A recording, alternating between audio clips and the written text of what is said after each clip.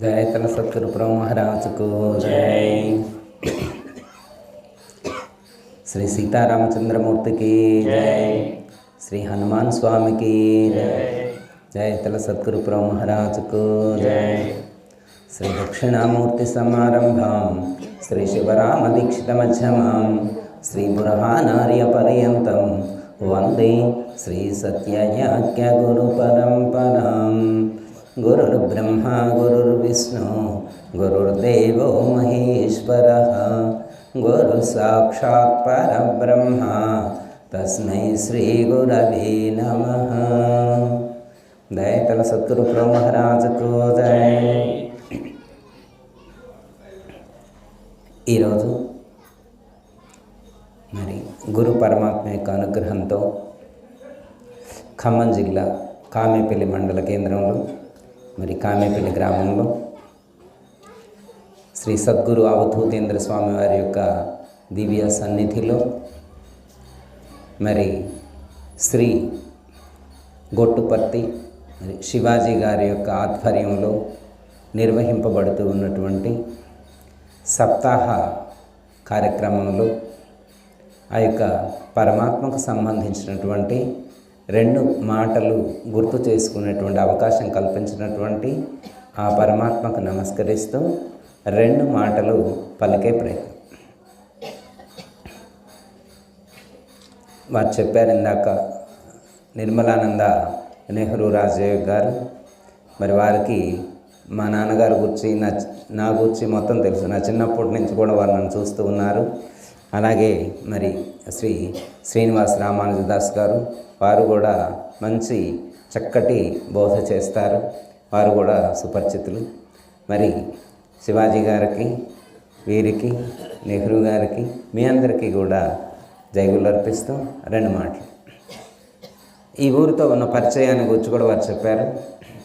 ఈ ఊరిలో ఉన్నటువంటి, అంటే ఇప్పుడు కాదు, పూర్వము ఇల్లెందుల జగ్గమ్మ గారు, నర్సయ్య గారు అని ఉండేవారు.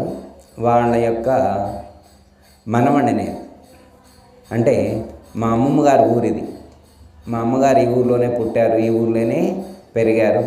మరి ఏనాటి రుణబంధము ఎలా ఉందో తెలియదు.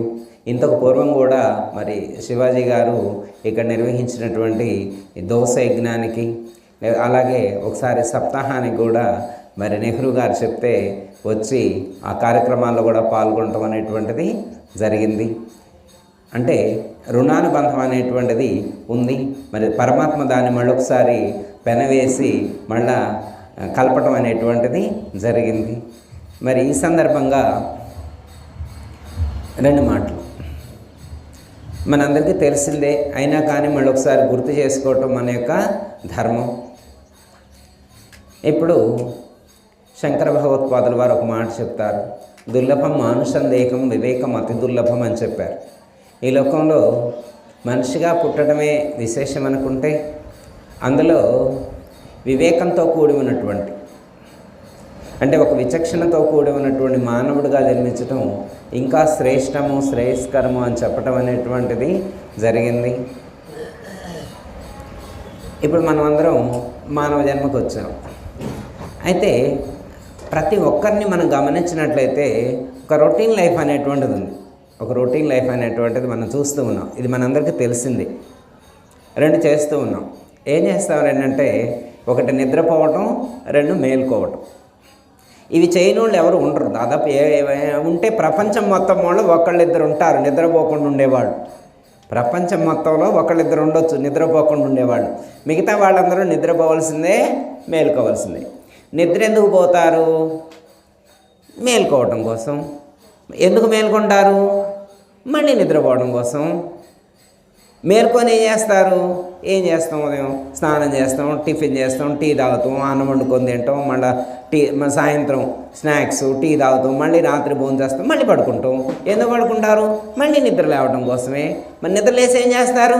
మళ్ళీ సేమ్ టీ తాగటం, టిఫిన్ చేయటం, స్నానం చేయటం, అన్నం వండుకోవటం, కూర వండుకోవటం, చుట్టాలింటికి పోవటం, పెళ్ళిళ్ళకి పోవడం, ఫంక్షన్లకు పోవడం, మళ్ళీ రాత్రి భోజనం చేయటం, మళ్ళీ పడుకోవటం.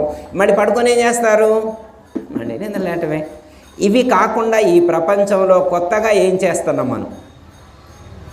రొటీన్ లైఫ్ కాదు, నిన్న చేసిన టిఫిన్ చేయటమే కాదు, నిన్న తిన్న అన్నం తినటమే కాదు, అంటే రోజువారీ చేసేటువంటి తినటం, త్రాగటం, పడుకోవడమే కాకుండా కొత్తగా ఏమైనా చేసావా?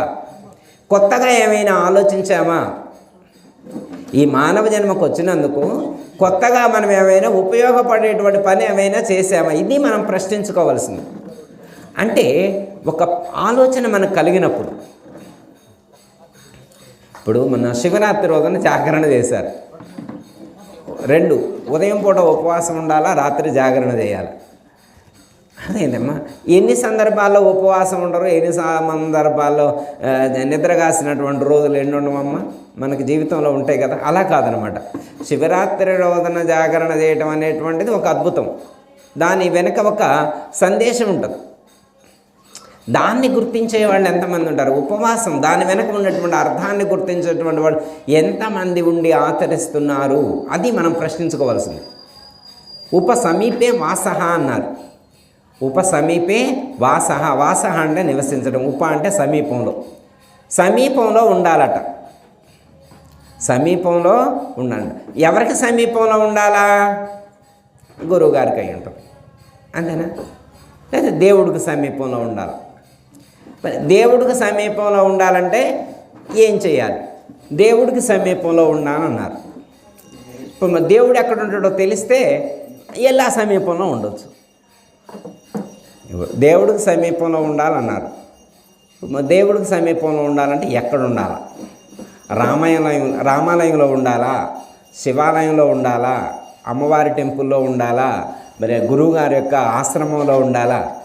ఎక్కడుంటే దేవుడికి సమీపంలో ఉన్నట్లు అర్థం. ఇది కదా మనకు తెలియాల్సింది. ఎస్. మరి అంటే దేవుడు మరి పూజా మందిరంలో ఉండడా? గుడికి వస్తే గుడిలోనే ఉంటాడా? పూజా మందిరంలో ఉండడా? ఇయో మరి పూజా మందిరంలో కూడా ఉంటాడనే కదా మనం పూజ చేసేది. ఇప్పుడు మనం అందరం పూజ చేస్తున్నాం కదా. మరి పూజలు చేసేది ఎందుకు? అక్కడ దేవుడు ఉన్నాడనా లేడనా? ఉన్నాడనే కదా. మరి అక్కడ దేవుడు ఉంటే మళ్ళీ గుడి దాకా ఎందుకు రావటం? గుళ్ళో కూడా ఉంటాడు, పూజా మందిరంలో ఉంటాడు, గుళ్ళో కూడా ఉంటాడు. అయితే పరమాత్మ అంతటా ఉంటాడు. ఇందు గలడనందు సందేహం లేడు. అర్థమైందమ్మా? ఇందులో ఉన్నాడని కానీ అందులో లేడు అనేటువంటి సందేహం లేదు. పరమాత్మ సర్వత్రా నిండి నిబిడీకృతమై వ్యాపించి ఉన్నాడు. అయితే సర్వత్రా వ్యాపించి ఉన్నటువంటి ఆ దైవాన్ని దర్శించేటువంటి మార్గం మనకు తెలిస్తే చాలు. అందుకోసమే కదా గురువు గారు ఇక్కడ ఆశ్రమాన్ని నిర్మించింది. సత్సంగం కానీ ఇట్లా నామ సంకీర్తన చేసేటువంటిది ఎందుకు? మనల్ని మేలుకొల్పడం కోసం. మనలో ఉండేటువంటి ఆ అజ్ఞానం అనేటువంటి పొరను తొలగించి మనకు ఆ యొక్క దైవానికి సంబంధించినటువంటి జ్ఞానాన్ని ఆరూఢపరచడం కోసం, సర్వత్రా ఉన్నటువంటి తత్వాన్ని తెలియజేయటం కోసం. ఎట్లా అంటే మనం అంతా రామమయం, ఈ జగమంతా రామమయం అన్నారు. అంటే ఏంటి? అంతా రామమయం, ఈ జగమంతా రామమయం అంటే ఒక చోట ఉంటాడు, ఒక చోట ఉండడని ఏమన్నాను మనమా? అంతా ఉన్నాడు అంటే ఏంటి అర్థం? అంతా రామమయం, అంతా రాముడే నిండి నిబిడీకృతమై ఉన్నాడు, అంతటా నిండి వ్యాపించి ఉన్నాడు.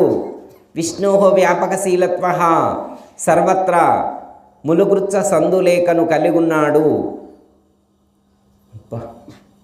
అంతటా నిండి ఉంటే మరి కనిపించడే? కనిపించాలి కదా. హిరణ్యకశిపుడు కూడా ప్రహ్లాదుడిని అడిగింది అదే కదా. హిరణ్యకశిపుడు కూడా ప్రహ్లాదుడిని అదే అడిగాడు. అంతటా ఉన్నాడా అన్నాడు. అంతటా ఉన్నాడు అన్నాడు. చూడటం నీకు రావాలి. ఎందెందు వెతికి చూసినా అందందే గలడు దానవాగ్ని. వెతకడం రావాలి, చూడటం రావాలి. నీకు చూడటం రాకపోతే నేనేం చేసేని?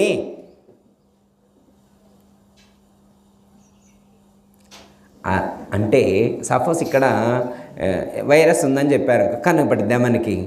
కనపడదు. కంటికి కనపడకుండా ఉన్నటువంటి దాన్ని చూడటానికి మైక్రోస్కోప్ అనేటువంటిది ఉంటుందన్నమాట. ఆ మైక్రోస్కోప్ ద్వారా మనం చూడాలి.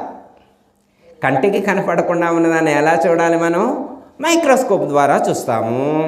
మరి ఇప్పుడు కంటికి కనిపించకుండా ఉన్నటువంటి భౌతికమైనటువంటి పాంచభౌతికమైనటువంటి నేత్రానికి కనిపించకుండా ఉన్నటువంటి స్వరూపాన్ని ఎలా దర్శిస్తాము? భగవద్గీతలో శ్రీకృష్ణ పరమాత్మ అర్జున నా యొక్క స్వరూపమును దర్శించు అన్నారు. ఏ స్వామి నాకు కనపడుతూనే ఉన్నావు కదా, నువ్వు 6 అడుగులు ఎత్తుంటేవి, ఇంత హైటు, ఇంత వెయిట్, ఇంత ఫ్యాట్ ఉంటావు కదా, నువ్వు కనిపెడుతూనే ఉన్నావు కదా, పాంచభౌతికమైనటువంటి శరీరం కనిపిస్తూనే ఉంది కదా అన్నారు అర్జునుడు. నేనన్నది ఈ రూపాన్ని చూడటం కాదు అర్జున, నేనన్నది ఈ విశ్వమునందంతటా వ్యాపించి ఉన్నటువంటి నా యొక్క స్వరూపమును నీవు దర్శించాలి. మీకు తెలిసే ఉంటుంది, భగవద్గీతలో 11వ అధ్యాయం పేరు విశ్వరూప సందర్శన యోగం. విశ్వమునందంతటా వ్యాపించి ఉన్నటువంటి పరమాత్మ యొక్క స్వరూపాన్ని దర్శింపచేసేటువంటి యోగం. దాంట్లో 8వ శ్లోకం, 11వ అధ్యాయంలో 8వ శ్లోకంలో శ్రీకృష్ణ పరమాత్మ ఒక సూచన చేస్తారు. సర్వత్రా వ్యాపించి ఉన్నటువంటి పరమాత్మను దర్శించడానికి కావలసినటువంటి ఒక హింట్ ఇస్తారు. నతుమాం శక్యసే ద్రష్టుమనేనైవ స్వచక్షుష దివ్యం దదామి తే చక్షు పశ్యమే యోగమేశ్వరం. ఓ అర్జున, నా యొక్క విశ్వరూపమును దర్శించాలంటే పాంచభౌతికమైనటువంటి స్వరూపం కాదు. పరమాత్మ చెప్తారు, నాకు 2 రూపాలు ఉన్నాయి. అవ్యక్తం వ్యక్తమాపన్నం మన్యంతే మామబుద్ధయ పరంభావమజానంతో మమావ్యయమనుత్తమం. అర్జున, నాకు 2 రూపాలు ఉన్నాయి. ఒకటి కంటికి కనిపించేటువంటి పాంచభౌతికమైనటువంటి శరీరం, ఇది వ్యక్తమయ్యేటువంటిది. వ్యక్తము కానటువంటిది అవ్యక్తమైనటువంటి రూపము ఇంకొకటి ఉన్నది. అది విశ్వమునందంతటా అనుస్యూతమై వ్యాపించి ఉన్నది. బహిరంతశ్చ భూతానాం అచరంచరమేవచ అని చెప్పారు. బహి అంటే బయట, అంతః అంటే లోపల, లోపల వెలుపల అనేటువంటి నిర్ణయం లేకుండా సర్వత్రా నిండి నిబిడీకృతమై ఉన్నది నా రూపం.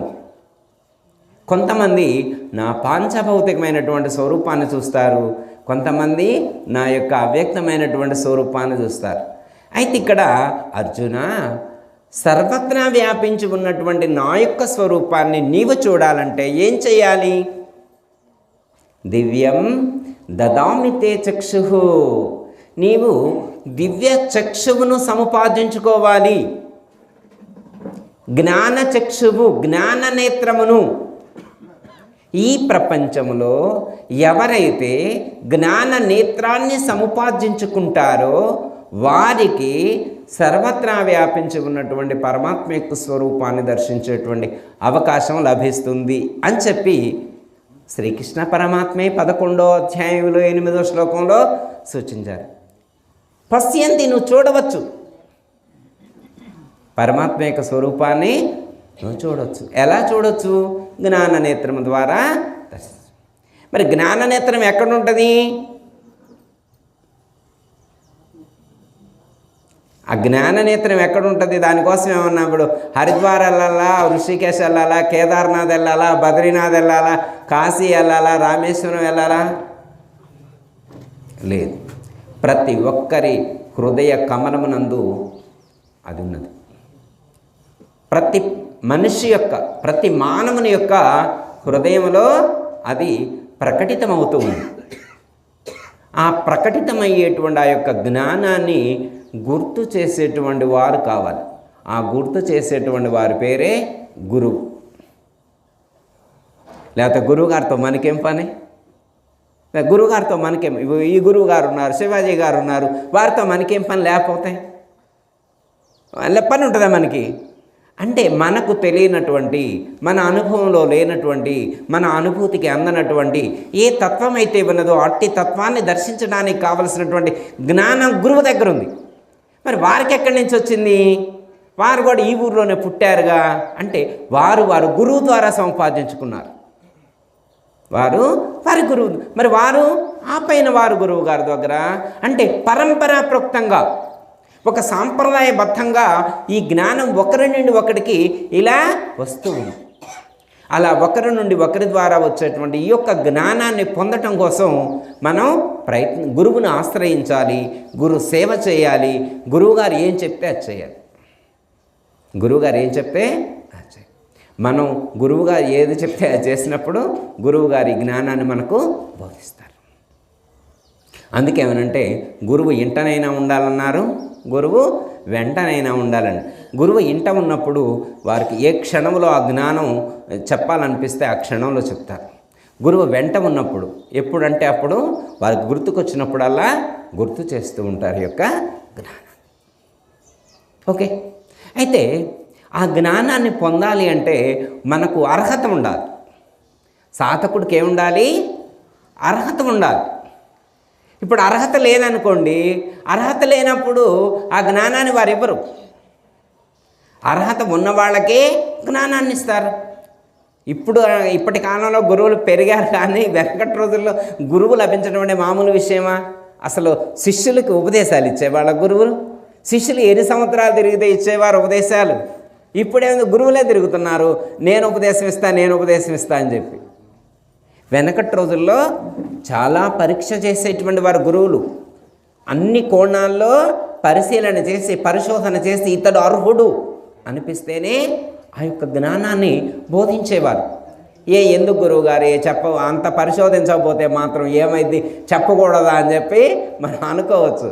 కానీ విలువైనటువంటి రత్నాన్ని ఆ విలువ తెలిసినటువంటి వాళ్ళకి ఇస్తేనే సద్వినియోగం చేసుకుంటారు. విలువ తెలియనటువంటి వారికి ఇస్తే ఏం చేస్తారు? వృధా చేస్తారు. అర్థమైంది? సపోజ్ ఉదాహరణకి మీ ఇంట్లో ఒక 3 కోట్ల విలువ చేసేటువంటి రత్నం ఉందనుకోండి. 3 కోట్ల విలువ చేసే రత్నం ఉందనుకోండి. మీరేమైనా బయట బోర్డు పెడతారా? మా ఇంట్లో 3 కోట్ల విలువ చేసే రత్నం ఉంది, పలానా సోన్సో బీరువాలో ఫస్ట్ లాకర్లో ఫస్ట్ షెల్ఫ్లోనే పెట్టాను, కావాలంటే ఎవరైనా దర్శించుకోవచ్చు అని అలా పెడతామా? విలువైన వస్తువుని అలా ఓపెన్గా పెట్టాం. విలువైన వస్తువుని పెట్టేప్పుడు సీక్రెట్గా ఉంచుతాం. ఎవరికి చెప్తాం? మీకు బాగా నమ్మకం అనిపించిన కూడా చెబుతాం. మీ కొడుకు చెప్తారు, మీ కోడలకు చెప్తారు, మీ మనవడకు చెప్తారు. ఇక అంతే, ఇంకెవరికి చెప్పరు. పక్కింటి వాళ్ళకో తోటి కోడలకో అత్తగారికో ఎవరికి చెప్పరు. ఎందుకంటే విలువైన వస్తువును ఎవరికి పడితే వాళ్ళకి చెప్పరన్నమాట. విలువైన వస్తువును విలువ తెలిసిన వాళ్ళకి, అది అవసరమైన వాళ్ళకే చెప్తారు. అలాగే ఈ జ్ఞానాన్ని కూడా మహాత్ములు విలువ తెలిసినటువంటి వారికే అందిస్తారు. ఎవరైతే దాన్ని అందుకుంటారో వారు ధరిస్తారు. అయితే ఈ యొక్క మార్గంలో, ఈ యొక్క పరంపర మార్గంలో అనేక మంది మహాత్ములు వాళ్ళ గురువులు ఏది ఆదేశించారో దాన్ని అనుసరించి ఈ యొక్క జ్ఞానాన్ని అందించడం అనేటువంటిది జరుగుతుంది. ఇక్కడ గురువు ఏం చెప్తే అది చేయాలన్నమాట. గురువు సపోజ్ ఉదాహరణకి నామ సంకీర్తన చేయనాయన నువ్వు తరిస్తావని చెప్పారనుకోమ్మా, ఇక అదే చేయాలి. నువ్వు వేరే ఏం చేయాల్సిన అవసరం లేదు. గురువాక్యం శిరోధార్యం. గురువు ఏం చెప్తే అది చేస్తే చాలు. ఎందుకంటే గురువాక్యాన్ని ఈ ప్రపంచం, ఈ ప్రకృతి, సమస్త దేవతలు యాక్సెప్ట్ చేస్తారు. యూనివర్స్ యాక్సెప్ట్ చేస్తుంది గురువాక్యాన్ని. గురువాక్యాన్ని అనుసరించినటువంటి శిష్యుడికి ఈ చుట్టూ ఉన్నటువంటి యూనివర్స్ ఏదైతే ఉందో, ఈ విశ్వం ఏదైతే ఉన్నదో, విశ్వశక్తి ఏదైతే ఉన్నదో, విశ్వంలో ఉన్నటువంటి దేవతా శక్తులందరూ కూడా అనుగ్రహించి గురువాక్యాన్ని ముందుకు తీసుకువెళ్ళేటువంటి వాళ్ళకి సపోర్ట్గా నిలుస్తారు. ఈ ప్రకృతి సహకరిస్తుంది. సపోజ్ ఉదాహరణకు ఒక గురుభక్తుడు ఒక యజ్ఞం పెట్టారనుకోండి, ఆ యజ్ఞం నిర్విఘ్నంగా కొనసాగడానికి కావాల్సినటువంటి ఆ పరిస్థితిని కల్పిస్తారు. వర్షం వచ్చే సందర్భం ఉంటే వర్షాన్ని ఆపుతారు.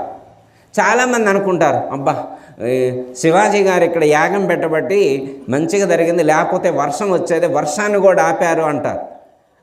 ఎందుకంటే వారి సంకల్పం అంత పవిత్రంగా ఉన్నప్పుడు, వారు గురువుగారు చెప్పినట్టుగా చేసినప్పుడు ఈ ప్రకృతి కూడా ఆమోదిస్తుంది, సహకరిస్తుంది, సపోర్ట్గా ఉంటుంది. అర్థమైనా? ఇప్పుడు ఒక్క వాక్యం చాలు తరించడానికి.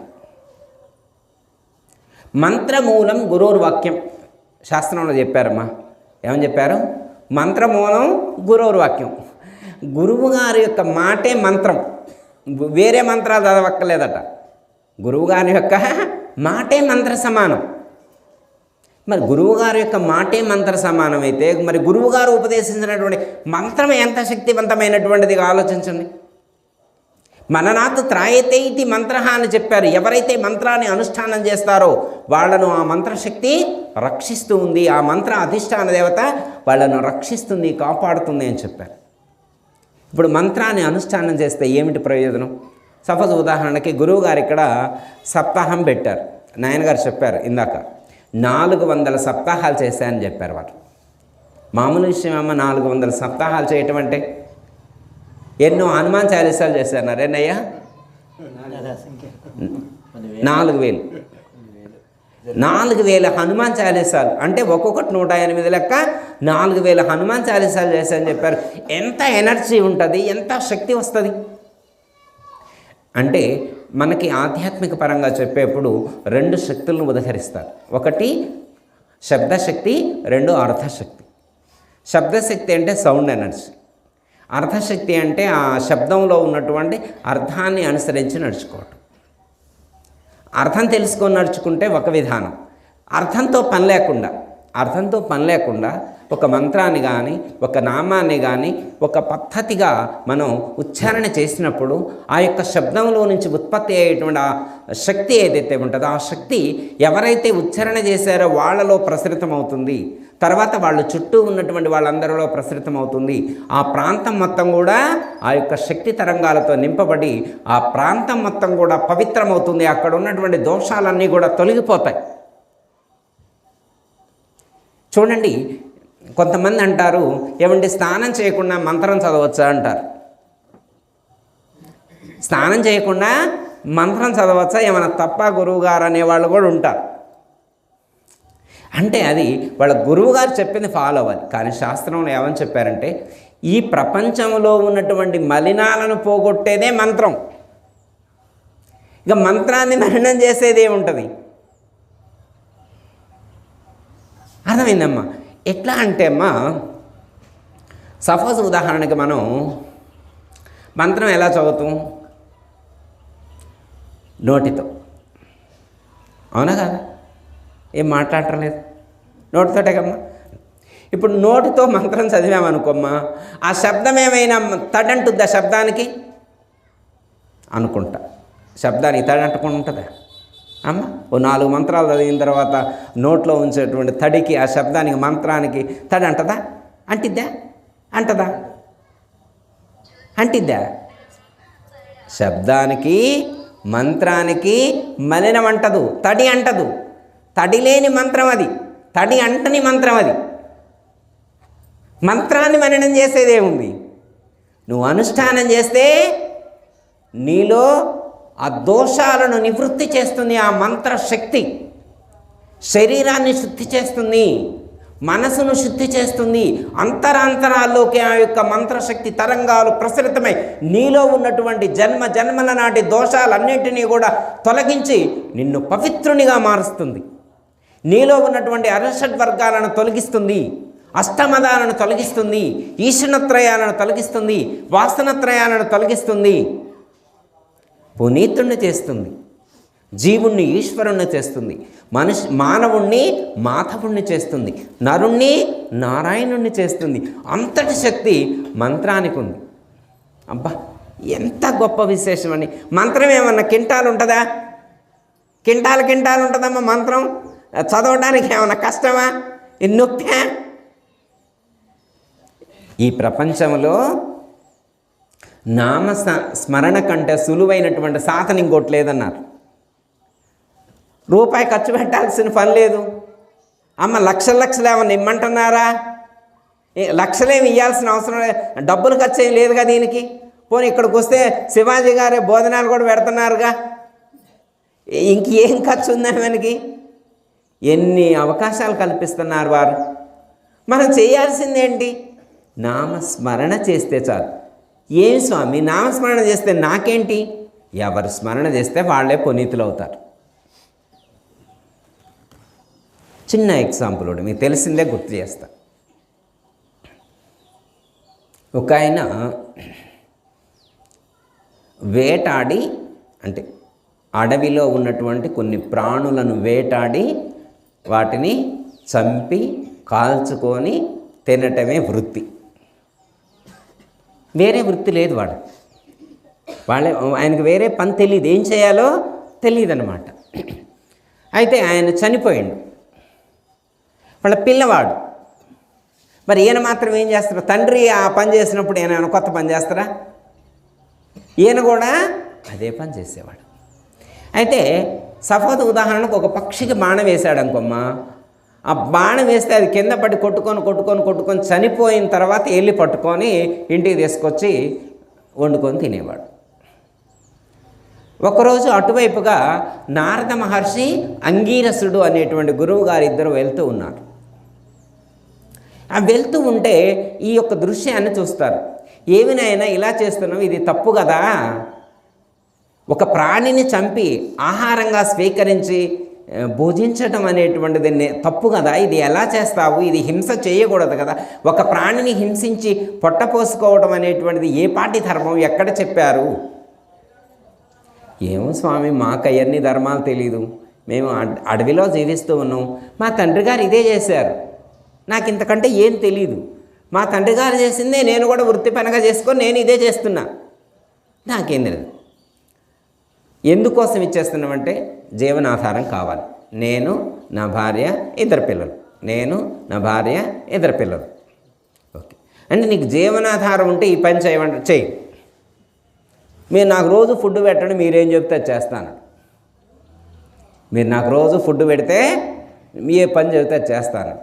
ఓకే, మంచిది, ఈయనకు ఫుడ్డేగా కావాల్సింది అని చెప్పి ఒక రావి చెట్టు కిందకి తీసుకెళ్ళి అక్కడ కూర్చోబెట్టి, నాయన ఇక్కడ కూర్చొని నేను ఒక మంత్రాన్ని చెప్తా, ఆ మంత్రాన్ని నువ్వు రోజు చదువుకో, ఇక నువ్వేం చేయక్కల, నీకు కావాల్సిన ఫుడ్ నేను అరేంజ్ చేస్తా అంటారు. ఏం చేయాలి? ఓం నమో నారాయణాయ ఈ మంత్రాన్ని అనుష్ఠానించు. ఓం నమో నారాయణాయ, ఓం నమో నారాయణాయ ఈ మంత్రాన్ని నువ్వు అనుష్ఠానం చేసుకో, నీకు మేలు జరుగుద్ది నాయన, నీకు కావలసిన ఫుడ్ని మేము ఇస్తాము, నువ్వేం చేయక్కలను. ఇక ఆయన ఒక టైం పెట్టుకున్నాడు. ఇక ఉదయం పూట స్నానం చేసుకున్న తర్వాత కొంచెం ఆహారం తీసుకొని మొదలుపెట్టేవాడు. మధ్యాహ్నం మళ్ళీ ఆకలి అయ్యేదాకా మంత్రం చదువుకోవడం, తర్వాత మళ్ళీ ఆహారం తీసుకునేవాడు, మళ్ళీ సాయంత్రం మళ్ళీ ఓపిక ఉన్నంతసేపు మళ్ళీ మంత్రం చదువుకునేవాడు, రాత్రి పడుకునేవాడు. మళ్ళీ ఎప్పుడు లేస్తే ఇక ఇప్పుడు ఆయనకు వేరే ఉద్యోగం లేదు, ఇప్పుడు ఆయన ఉద్యోగమే ఇదైంది, మంత్రం చదువుకోవడమే ఉద్యోగం ఇది. ఈ నారద మహర్షి, అంగీరసుడు ఏం చేశారంటే ఆ పక్క చుట్టుపక్కల ఉన్న గ్రామాల్లో వాళ్ళందరికీ ఫలానా రావి చెట్టు దగ్గర ఒక మహాత్ముడు తపస్సు చేస్తూ ఉన్నాడు, మీరందరూ కనుక వాళ్ళకి కావలసినటువంటి బియ్యం, కూరగాయలు, ఈ పండ్లు ఇవన్నీ కూడా మీరు సమకూర్చితే మీకు మంచి జరుగుద్ది, ఆ మహాత్ముడికి సమర్పించండి అని చెప్తే ఒకళ్ళు వంకాయలు, ఒకళ్ళు చింతపండు, ఒకళ్ళు పంచదార, ఒకళ్ళు ఎల్లిపాయలు, ఒకళ్ళు ఉల్లిపాయలు, ఒకళ్ళు బియ్యం, కందులు, పెసలు, తలా ఒకటి ఎవరికి చేతనైంది వాళ్ళు దేశపై అక్కడ పెట్టేవాడు. వాళ్ళకి రోజు వాళ్ళకి అవసరానికి మించి వస్తుంది. వాళ్ళకి రోజు కేజీ బియ్యం అవసరమైతే 10 కేజీలు వస్తున్నాయి. మరి 10 కేజీలు మేమేం చేసుకుంటామని చెప్పి ఆ కేజీ ఉంచుకొని మిగతా 9 కేజీలు పంచిపెట్టేవాళ్ళు వాళ్ళు. ఆయన భార్యకి చెప్పాడు, మనకి ఎంత అవసరమో అంత ఉంచుకో, ఆ మహాత్ముడికి తెలియదు అనకుండా మనకి ఎంత అవసరమో అందుకే ఎక్కువ పంపిస్తాను అని చెప్పి వీళ్ళు ఇదే పని అనమాట. రోజు ఉదయం లేవగానే అనుష్ఠానం చేయటం, మంత్ర అనుష్ఠానం చేయటం ఒక్కటే ఆయన యొక్క విధిగా పెట్టుకున్నాడు. వేరే ఆలోచన లేదనమాట. నిరంతరం ఏకాగ్ర మనస్కుడై మంత్ర అనుష్ఠానం చేస్తూ ఉన్నాడు. అపారమైనటువంటి శక్తి ప్రాప్తించింది, అపారమైనటువంటి సిద్ధులు అతనికి సంక్రమించాయి. ఇప్పుడు ఆ చుట్టుపక్కల ఉన్న వాళ్ళందరికీ కూడా ఇతను ఒక మహాత్ముడుగా గుర్తింపులోకి వచ్చాడు. ఉదాహరణకి ఎవరైనా అక్కడికి వచ్చి, అయ్యా మా అబ్బాయికి పెళ్లి కావట్లేదు ఆశీర్వదించండి అంటే, మీ అబ్బాయికి పెళ్ళి అయ్యిందంటే పెళ్ళి అయ్యేది. మా అమ్మాయికి ఉద్యోగం రావట్లేదు, ఆ ఉద్యోగం వస్తాయి. అయ్యా నాకు ఆరోగ్యం బాగోట్లేదు, నీకు ఆరోగ్యం బాగుంటుందంటే ఒక బాగుంటుంది. ఆయన మాట మంత్రం అయిపోయింది. ఒకప్పుడు పక్షులకి బాణాలు వేసుకొని అవి చచ్చిపోతే వాటిని వండుకొని తినేటువంటి ఒక మామూలు మనిషి, ఒక ఆటవికుడు ఇప్పుడు ఏమయ్యాడు? ఒక మహా సాధుమూర్తి అయ్యాడు, ఒక మహా సిద్ధపురుషుడయ్యాడు. అతని యొక్క మాట మంత్రమైపోతుంది. ఆయన ఏది చెబితే అది జరిగి తీరుతుందన్నమాట. ఆ చుట్టుపక్కల ఉన్నటువంటి వాళ్ళందరికీ కూడా ఈయన దేవుడయ్యాడు. ఇప్పుడు ఈయన దగ్గరకు వచ్చే వాళ్ళందరూ క్యూలో నిల్చుంటున్నారు, ఒక్కొక్కళ్ళు వచ్చి అడుగుతున్నారు. 10లు పోయారు, 100లు పోయారు, ఇప్పుడు 1000 మంది తయారయ్యారు. అప్పుడు కొంతకాలం గడిచిన తర్వాత నారద మహర్షి అంగీరసుడు మనం పోయినసారి ఇంతకుముందు 3 ఏళ్ల క్రితం ఇక్కడ ఒక భక్తుడికి మనం మంత్రోపదేశం చేసి పోయాం కదా, అతను ఎలా ఉన్నాడో ఏంటో చూద్దామని చెప్పి వస్తూ ఉంటారు. అంత దూరంలో నారదుడు అంగీరసుడు వస్తూ ఉంటే ఇక్కడ ఉన్నటువంటి తను చూస్తే అయ్యో గురువుగారు వస్తూ ఉన్నారని చెప్పి ఎదురు వెళ్తాడు. ఎదురు వెళ్తూ ఉంటే అక్కడ మధ్యలో చీమలు ఉంటాయి కొన్ని. ఆ మార్గ మధ్యంలో చీమలు ఉంటే ఇతను వెళ్ళి అతని యొక్క టవల్ తోటి ఆ చీమలన్నింటినీ పక్కకు అంటూ ఉంటాడు. అంటే మహాత్ములు నడుస్తూ ఉంటే చీమలకి ఎక్కడ హాని కలుగుతుందని చెప్పి. చూడండి, ఒకప్పుడు పక్షికి బాణం వేసి అది గిలగిలగిల కొట్టుకుంటుంటే వేడుక చూస్తూ ఉండి అది చనిపోయిన తర్వాత దాన్ని తీసుకెళ్ళి వండుకొని తినేటువంటి ఒక మనిషి, ఒక ఆటవికుడు ఇప్పుడు ఒక చీమ కనిపిస్తే అది చనిపోతుందేమో అని చెప్పి ఎవరి కాళ్ళ కింద పడకూడదని చెప్పి ఇలా పక్కకు అంటూ ఉన్నాడంటే అతనిలో ఎలా వచ్చింది మార్పు? ఎవరు తీసుకొచ్చారు మార్పు? నేనా? మీరా? నారదుడా? అంగీరసుడా? కాదు, అతను అనుష్ఠానం చేసినటువంటి మంత్రశక్తి.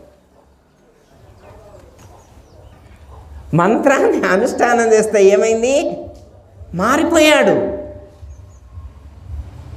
మహాభక్తుడయ్యాడు, మహాజ్ఞాని అయిపోయాడు. మనసు పూర్తిగా సాత్వికమైపోయింది. కరుడు కట్టినటువంటి కఠిన హృదయం కరిగిపోయింది. ఒక దివ్యమైనటువంటి ఒక పవిత్రమైనటువంటి అంతఃకరణ ఏర్పడింది. సమస్త ప్రాణికోట్లలో కూడా పరమాత్మను దర్శించేటువంటి శక్తి సామర్థ్యం పెరిగిపోయాయి. అంటే మంత్ర అనుష్ఠానం అంత గొప్పది, నామ సంకీర్తన అంత గొప్పది. ఒక నామాన్ని మనం ఉచ్చారణ చేయటం ద్వారా అంత శక్తి మనకు వస్తుంది. అందుకే కదా మరి శివాజీ గారు ఇన్ని సప్తాహాలు చేసింది, ఇన్ని వేల హనుమాన్ చాలీసాలు చేసింది. ఎందుకంటే అంత పవిత్రత మనకు రావాలని చెప్పి. వారికి రావాలా, వారితో పాటు మనందరికీ కూడా అంత పవిత్రత సిద్ధించాలి అనేటువంటి తలంపుతో వారిలా కంకణం కట్టుకున్నారు. అర్థమైందా? మనకు చెప్తారు కదా, వాల్మీకి కూడా రామ మంత్రం చేత ఒక గొప్ప యోగిగా మలచబడి దివ్యమైనటువంటి రామాయణ గ్రంథాన్ని రచించి ఈ లోకానికి అందించారు అని చెప్పి మనకు చెప్తారు కమ్మ. అంటే మనలో మార్పు రావాలంటే ఏం చేయాలి? నామస్మరణ, మంత్రస్మరణ, అది ఏదైనా కానివ్వండి. ఒకవేళ గురుముఖత అనుష్ఠానం చేస్తే, గురుముఖత ఉపదేశాన్ని పొంది అనుష్ఠానం చేస్తే ఇంకా ఎక్కువ ప్రయోజనం కలుగుతుంది. మీకు తెలిసే ఉంటుంది, కబీర్ దాస్ గారు ఉపదేశం తీసుకోవాలని ఉంది. ఎవరిని అడిగినా ఉపదేశం ఇవ్వట్లేదు.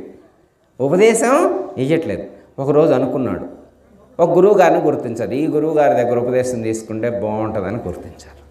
కాశీలో ఆ గురువుగారు రోజు గంగా నదిలో స్నానం చేయడానికి వస్తూ ఉంటారు. ఆ గురువుగారు వెళ్ళే దారిని బాగా గుర్తించి ఆ మెట్టు మీద పడుకుంటారు. ఆ గురువుగారు అలా నడుచుకుంటూ వస్తారు, రామానంద స్వామి. ఆ నడుచుకుంటూ వచ్చి ఈ మెట్టు మీద కాలేస్తారు. మెట్టు ఉందనుకున్నారు కానీ అక్కడ కబీర్ దాస్ పడుకొని ఉంటాడు. అపచారం జరిగింది, రామ రామ రామ రామ అంటారు. వెంటనే గురువుగారి పాదాలకు నమస్కారం చేసి, అయ్యా నాకు మీ పాదం దొరికింది, మీ నామం దొరికింది, ఈ జన్మ ధన్యమైందంట. అర్థమైంది? అంటే మంత్రాన్ని ఉపదేశం పొందడం కోసం ఆ రోజుల్లో అంత కష్టపడ్డారు. ఇప్పుడు అంత కష్టపడాల్సిన అవసరం లేదు. అదేనమ్మా, మనం తరించటానికి గురువులు మన మధ్యనే తిరుగుతూ ఉన్నారు. మనలాగే ఉంటారు, చూడటానికి మామూలుగానే ఉంటారు, అపారమైనటువంటి శక్తి సామర్థ్యాలు కలిగి ఉంటారు. దాన్ని గుర్తించగలగాలి మనం. ఉప్పు కప్పు రంగు ఒక్క పోలిక నుండి చూడ రుచుల జాడవేరు, పురుషులందు పుణ్య పురుషులు వేరయా విశ్వదాభిరామ వినురవేమా అని చెప్పారు. ఉప్పు కర్పూరం చూడటానికి ఒకే విధంగా ఉంటాయి. ఉప్పు కప్పు రంగు ఒక్క పోలిక నుండి చూడ రుచుల జాడవేరు. ఉప్పుని నోట్లో వేసుకొని రుచిస్తే ఒక విధంగా ఉంటుంది, కర్పూరాన్ని నోట్లో వేసుకొని చూస్తే రుచిస్తే వేరే విధంగా ఉంటాయి. ఉప్పును నిప్పుల మీద వేస్తే ఒక విధంగా ఉంటుంది, కర్పూరాన్ని నిప్పుతో సంయోగం చేస్తే ఒక విధంగా ఉంటుంది. అలాగే పురుషులందు పుణ్యపురుషులు వేరయ్యా. అదే అంటే మనలాగే కనిపిస్తారు. ఇప్పుడు ఆ గురువుగారు ఎలా ఉన్నారు? మనలాగే కనిపించట్లా, మనలాగే అన్నం తింటలా, మనలాగే టిఫిన్ చేయట్లా, మనలాగే నిద్రపోవట్లా, మనలాగే టీ తాగుతున్నారుగా. అలా మనలాగే ఉన్నారని, మనలాగే జీవిస్తున్నారని నువ్వు తక్కువగా అంచనా వేయొద్దు గురువుగారిని. పురుషులందు పుణ్యపురుషులు వేరయ్యా. ఆ పుణ్యాన్ని సంపాదించుకున్నటువంటి వారి యొక్క జీవన విధానం వేరుగా ఉంటుంది. అంటే ఆహారం తినడం ఒకే విధంగానే ఉండొచ్చు, కానీ వారు భగవంతుడికి సమర్పించి తీసుకుంటారు. అంటే వారు ఏది చేసినా కానీ దైవానికి సమర్పించి శరణాగత భావంతో, అర్పణ భావంతో జీవిస్తారు. మనకి వారికి ఉన్నటువంటి డిఫరెన్స్ అలాంటిది. ఎవరైతే సర్వ సమర్పణ భావంతో జీవిస్తారో వాళ్ళు మహాత్ములు అవుతారు. మహాత్ములు అంటేనే అలా జీవిస్తారు. మహాత్ములు మనం దగ్గరగా ఉండి చూసినప్పుడు ఈ యొక్క జ్ఞానం అనేటువంటిది మనకు బోధపడుతూ ఉంటుంది. అర్థమైందమ్మా? వాళ్ళ యొక్క ఆచరణ, వాళ్ళ యొక్క జీవన విధానాన్ని గుర్తించగలగాలి. ఉదాహరణకమ్మా, పత్రం పుష్పం ఫలం తోయం యోమే భక్త్యా ప్రయశ్చతి అని చెప్పారు భగవద్గీతలో శ్రీకృష్ణ పరమాత్మ. అర్జున, నా యొక్క అనుగ్రహాన్ని పొందాలంటే నువ్వు లక్షలు ఇవ్వాల్సిన అవసరం లేదయ్యా. ఏమేమంటున్నారు?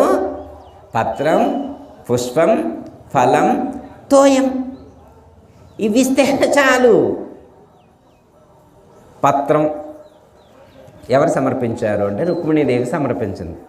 సత్యభామాదేవి త్రాసులో పెట్టి తూచినప్పుడు రుక్మిణీదేవి తులసి దళాన్ని సమర్పించి పరమాత్మనే తూచింది. మరి వాళ్ళ రాజ్యంలో ఉన్న బంగారం మొత్తం పెట్టినా పరమాత్మ తూగలేదట. ఏం పెడితే తూగారు? తులసి. బంగారం ఎన్ని కింటాలు ఉంటుంది? తులసి దళం ఎన్ని కేజీలు ఉంటుంది? తులసి దళానికి ఎట్లా తూగారు? తులసి దళానికి తూగారా? తులసి దళం వెనక ఉన్నటువంటి భక్తికి తూగారా? భక్తి ఎంత బలమైనటువంటిది! భగవంతుడి యొక్క హృదయంలో స్థానాన్ని పొందటానికి, ఆ స్థానాన్ని పొందినటువంటి భక్తులు సమర్పించినటువంటిది ఎంత ఫలితం ఉంటుంది అనేటువంటి దానికి తులసి దళాన్ని రుక్మిణీమాత సమర్పించిందంటే మనం గుర్తించవచ్చు. పుష్పం గజేంద్రుడు సమర్పించాడు. మొసలి యొక్క బారి నుండి రక్షింపబడ్డాడు. అలా వైకుంఠపురంబులో నగరిలో ఆమూల సౌధంబులో అక్కడెక్కడో ఉన్నారట. భక్తుడు ఎక్కడున్నాడు? ఎక్కడో మడుగు దగ్గర ముసలి చేత బాధింపబడుతూ ఉన్నాడు. మరి అక్కడెక్కడో వైకుంఠంలో ఉన్నటువంటి ఆ విష్ణుమూర్తిని కదిలించేటువంటి స్థాయి భక్తుడు ఉండాలి. ఏమి సమర్పించారు? పుష్పాన్ని సమర్పించారు. గజేంద్రుని ఏం సమర్పించారు? పుష్పాన్ని సమర్పించారు. మరి పుష్పాన్ని సమర్పించితేనే భగవంతుడి యొక్క అనుగ్రహాన్ని పొందేటువంటి అవకాశం అనుకుంటే మరి 10 కేజీలు గులాబీ పూలు తీసుకొచ్చి సమర్పించదాం మనం కూడా. పుష్పాలకే అనుగ్రహించేటైతే ఏముందమ్మా? ఓ 10 కేజీలు కొనుక్కొద్దాం, లేదా ఒక 100 కేజీలు కొనుక్కొద్దాం. ఖమ్మం మార్కెట్కి వెళ్ళి ఒక 100 కేజీలు తీసుకొచ్చి ఎన్ని రకాల పుష్పాలు ఉంటాయో అన్ని రకాలు తీసుకొచ్చి అక్కడ పరమాత్మకు సమర్పించుదాం. పుష్పం వెనుక ఉన్నటువంటి భక్తుడి యొక్క భక్తికి మనం కూడా అంత భక్తితో సమర్పించితే వారి యొక్క అనుగ్రహం మన మీద ప్రసిద్ధమవుతుంది. ఇప్పుడు మన దృష్టిలో భగవంతుడు ఉండటం కాదు, భగవంతుడి దృష్టిలో మనం ఉండాలి. అర్థమైందమ్మా? మన దృష్టిలో భగవంతుడు ఉండడం కాదు, మనం వేడుకోవడం కాదు, మనం వేడుకున్నది గుర్తించే స్థాయిలో. అంటే ఏం చేయాలి? అంత స్థాయిలో మన భక్తి ఉండాలి. మనకు ఇప్పుడు నువ్వు గుడికి వెళ్ళటం భక్తి కాదు. చాలామంది వెళ్తే మంచిదే, అది కాదు నిజమైన భక్తుడు ఎక్కడుంటే అక్కడకు భగవంతుడు దిగి వస్తాడు.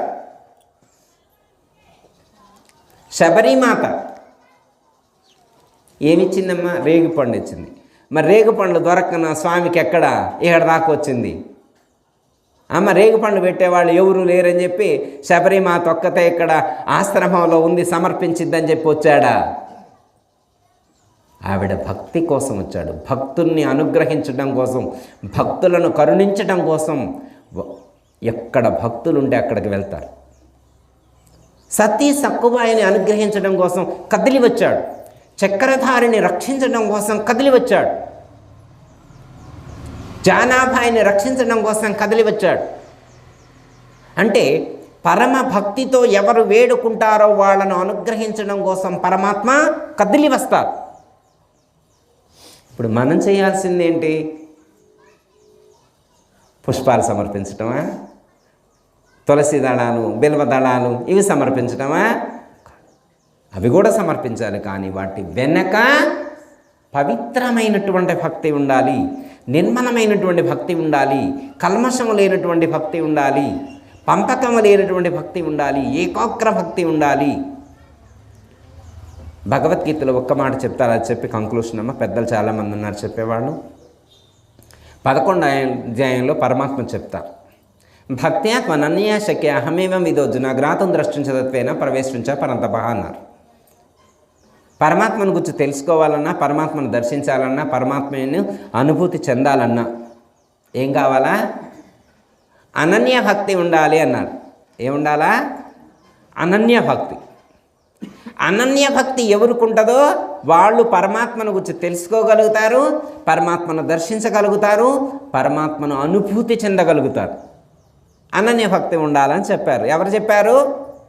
శ్రీకృష్ణ పరమాత్మ చెప్పారు. ఎవరికి? అర్జునుడు చెప్పాడు. మరి ఏం గురువు గారు, మరి అర్జునుడు చెబితే నాకెందుకు ఇప్పుడు అది చెబుతున్నారని మీరు అనరుగా? ఇప్పుడు అర్జునుడికి ఒక్కడే చెప్పారా, మనందరికీ చెప్పినట్ట? ఏమో అయ్యా, మరి అప్పుడేదో సుఖ మహర్షి పరీక్షని మహారాజుకు చెప్పారంట, నాకెందుకు అయ్యా అదంతా అని అంటమా? వాళ్ళను నిమిత్తం చేసుకొని మనకు సూచించారనమాట. మనల్ని ఉద్ధరించడం కోసమే అవి ఆవిష్కృతమైనవి.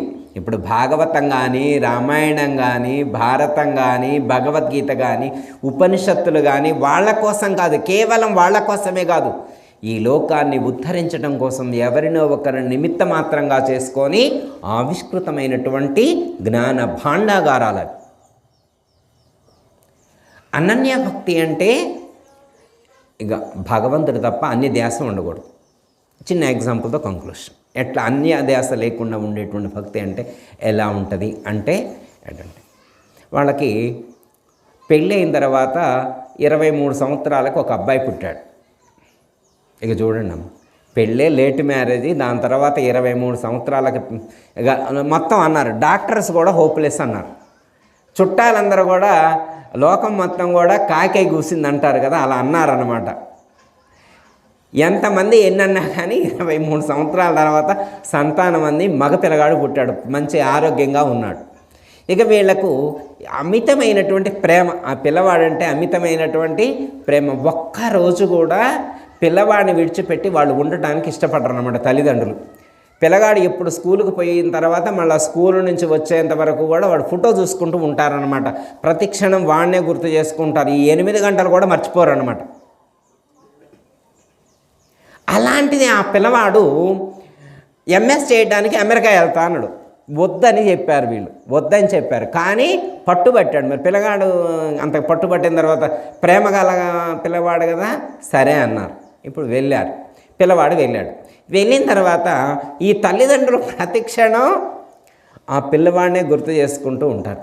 ఎగ్జాంపుల్ ఎట్లా, బజారుకు వెళ్తూ ఉన్నారు. వెళ్తూ ఉంటే ఒక అబ్బాయి కనిపించాడు. ఆ అబ్బాయి బిస్కెట్ కలర్ షర్ట్ వేసుకున్నాడు. వాళ్ళ పెన్నామ చూసినవా, ఈ బిస్కెట్ కలర్ షర్ట్ అంటే మా అబ్బాయికి చాలా ఇష్టం.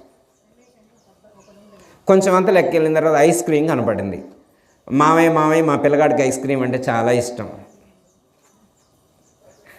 ఇంకొంచెం వెళ్ళిన తర్వాత కూరగాయల మార్కెట్కి వెళ్ళిన తర్వాత వంకాయలు కనపడ్డాయి. అబ్బా, మా అబ్బాయికి వంకాయ కారం అంటే ఎంత ఇష్టమో. ఇక ఏది మాట్లాడినా వాడు పిల్లగాడు కూర్చొని మాట్లాడుతుంది. ఆమెనా ఆయనైనా, మా పిల్లవాడు ఇట్లా కూర్చుంటాడు, అట్లా కూర్చుంటాడు, ఇట్లా తింటాడు, అట్లా తింటాడు, అది తింటాడు, ఇది తింటాడు, ఇవే ధ్యాస. ఎవరితోటైనా కానీ మందలిస్తే చాలు, వాడు పిల్లవాడితో సంబంధం లేకుండా మాట్లాడు. మరి వాళ్ళు జీవిస్తున్నారా లేదా? పోనీ వాళ్ళు ఏమైనా వేరే ఆలోచిస్తున్నారా? వాళ్ళు తింటున్నారు, కూర్చుంటున్నారు, నిల్చుంటున్నారు, పడుకుంటున్నారు, కానీ ధ్యాస మొత్తం పిల్లవాడి మీదే ఉంది. ఇది అనన్య భక్తి అంటే. నిరంతరం పిల్లవాడిని గుర్తు చేసుకుంటూ ఉండటం. ఇప్పుడు ఆ పిల్లవాడి ప్లేస్లో మనం భగవంతుని పెట్టుకుంటే, ఆ సీతారామచంద్రమూర్తిని, శ్రీకృష్ణ పరమాత్మను, ఆ గురుమూర్తిని మనం పెట్టుకుంటే చాలు. ఆ యొక్క పరమాత్మని గురించి తెలుసుకునేటువంటి అవకాశం మనకు ప్రాప్తిస్తుంది. కాబట్టి మనందరం కూడా అలా నిరంతరం కూడా ఆ యొక్క భక్తిభావంతో జీవించేటువంటి ప్రయత్నం చేయాలి. ఎట్లా అంటే, ఒక ఆయన వెళ్తూ ఉన్నాడు, వాళ్ళ అమ్మాయి పెళ్లి కోసం 4 లక్షలు అప్పు తీసుకున్నాడు. 4 లక్షలు అప్పు తీసుకున్నాడు. బస్ ఎక్కి కూర్చున్నాడు, నిద్రపోతున్నాడు, పక్కన ఆయన కొట్టేసిండు. తర్వాత చూస్తే సంచలనం, డబ్బులు లేవు, అసలే పేదరికం. అమ్మాయి పెళ్లి చేయడం కోసం 4 లక్షలు అప్పు చేసిండు. ఇంటికి వెళ్తూ ఉన్నాడు, అవే గుర్తు వస్తున్నాయి. ఇంటికి వెళ్ళిన తర్వాత భార్య చెప్పి ఏడుస్తూ ఉన్నాడు, అవే గుర్తొస్తున్నాయి. 2 రోజులైంది, 3 రోజులైంది, 4 రోజులైంది. అన్నం తింటున్నా 4 లక్షలే గుర్తొస్తున్నాయి. పడుకుంటున్నా, పొలానికి వెళ్ళినా, బ్రష్ చేసుకుంటున్నా, టీ తాగుతున్నా, టిఫిన్ చేస్తున్నా, 4 లక్షలే గుర్తొస్తున్నాయి. వేరే ధ్యాస లేదు. ఇప్పుడు మరి ఆయన తింటున్నాడా లేదా, పడుకుంటున్నాడా లేదా, పొలానికి వెళ్తున్నాడా లేదా, అన్ని పనులు చేస్తున్నాడు, కానీ ధ్యాస ఎక్కడుంది? 4 లక్షల మీద. అలాగే ఆ 4 లక్షల ప్లేస్లో మనం ఆ శ్రీరామచంద్రమూర్తిని పెట్టుకుంటే, ఆ మంత్రాన్ని పెట్టుకుంటే, ఎవరు మంత్రాన్ని పెట్టుకుంటే ఆ స్వామి యొక్క అనుగ్రహాన్ని పొందుతారు. ఈ జన్మలోనే మోక్షాన్ని పొందేటువంటి అవకాశాన్ని పొందుతారు. అందుకోసమే కదా గురువుగారు గుర్తు చేసేది, నాయన నిరంతరం నామస్మరణ చేయండి, అదే మనల్ని రక్షిస్తుంది. అనన్య భక్తి కలిగి నిరంతరం అదే ధ్యాసలో ఉండాలి, అన్య ధ్యాస ఉండకూడదు అని చెప్తున్నారు. కాబట్టి మనందరం కూడా అదే భావంతో జీవిస్తూ పరమభక్తి కలిగి ఉండి నామస్మరణ చేస్తూ జ్ఞానాన్ని సౌపాదించుకొని నిర్మల హృదయాన్ని ఏర్పాటు చేసుకొని మనలోనూ సర్వంలోనూ దైవాన్ని దర్శించి ఆ యొక్క దైవంలో ఐక్యమయ్యేటువంటి ప్రయత్నం చేద్దాం. ఈ జయతల సద్గురు ప్రభు మహారాజు అందరికీ జయ గురు. మరిన్ని ఆధ్యాత్మిక రహస్యాల కోసం అచల బోధ, ఆత్మబోధ, భగవద్గీత, అలాగే పండుగల్లో దాగిన అర్థాలు, అంతరార్థాల కోసం మరియు యోగము, ధ్యానము మొదలైన అనేక ఆధ్యాత్మిక తెలుగు ప్రవచనాల కోసం క్రింద ఉన్నటువంటి రెడ్ కలర్ సబ్స్క్రైబ్ బటన్ను క్లిక్ చేయండి. అలాగే ప్రక్కనే ఉన్నటువంటి గంట సింబల్ను నొక్కండి. అలాగే ఈ వీడియో మీకు నచ్చినట్లయితే లైక్ చేయండి మరియు షేర్ చేయండి. జై గురు.